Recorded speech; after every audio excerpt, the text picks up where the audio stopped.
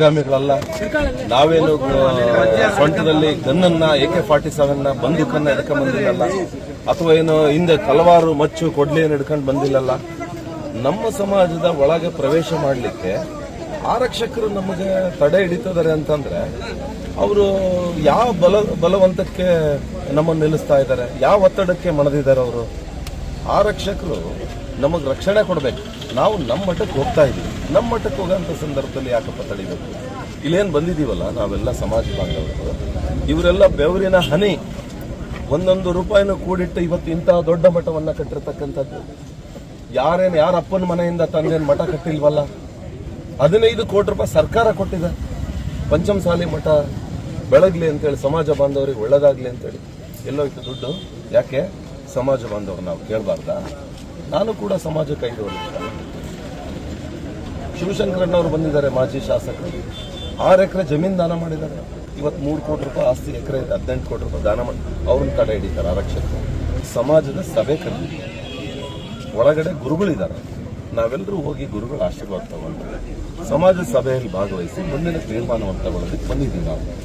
ಇದಕ್ಕೆ ಏನ್ರಿ ಅರ್ಥ ಆಯ್ತಾ ಇಲ್ಲ? ಇದು ಏನು ಪ್ರಜಾಪ್ರಭುತ್ವ ರಾಷ್ಟ್ರ? ನಮ್ಮ ಸಮಾಜಕ್ಕೂ 144 ಏನಿದು ಹುಚ್ಚು ಕಾನೂನನ್ನ ತರ್ತಾ ಇರತಕ್ಕಂಥದ್ದು? ಇದು ಯಾವ ರೀತಿ ಸರಿ ಮಾಡಬೇಕು?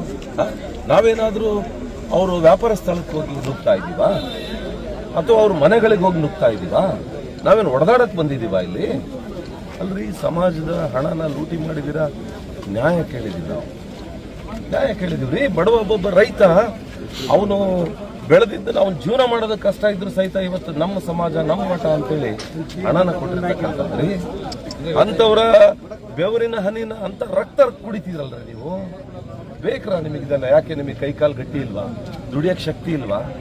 ಈ ಮಠದ ಹಣನೇ ಬೇಕಿತ್ತ ನಿಮಗೆ? ರೀ, ದುಡಿಯಕ್ಕೆ ಸಾವಿರಾರು ದಾರಿಗಳು.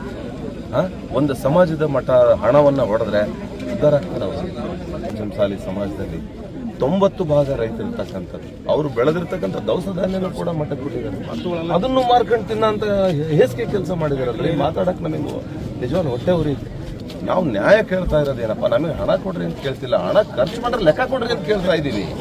ನಾವು ಇಲ್ಲಿ ಬಂದಿರತಕ್ಕಂಥವ್ರು ಪೊಲೀಸರ ಕಣ್ಣಿಗೆ ಏನೋ ನಾವು ಉಗ್ರಗಾಮಿಗಳ ತರ ಕಾಣ್ತಾ ಇದೀವ ಏನೋ, ನಾವು ನಕ್ಸಲೈಟ್ಸ್ ತರ ಏನೋ ಕಾಣ್ತಾ ಇದೀವ ಏನೋ, ಅಥವಾ ನಾವು ರೌಡಿ ಶೀಟರ್ಸ್ ಗಳಿದೀವ ಏನೋ. ಇಲ್ಲಿ ಆ ಪೊಲೀಸರಿಗೆ ಕೇಳ್ಬೇಕು ನೀವು ಇದನ್ನ.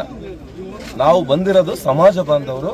ಇವತ್ತು ಗುರುಗಳ ದರ್ಶನ ತಗೊಂಡು ನಾವು ಸಮಾಜದ ಸಭೆ ಕರೆದಿದ್ದೀವಿ. ಇಲ್ಲೆಲ್ಲ ಇಷ್ಟೊಂದು ಬ್ಯಾರಿಕೇಡ್ ಹಾಕಿ 2 ಕಿಲೋಮೀಟರ್ ದೂರ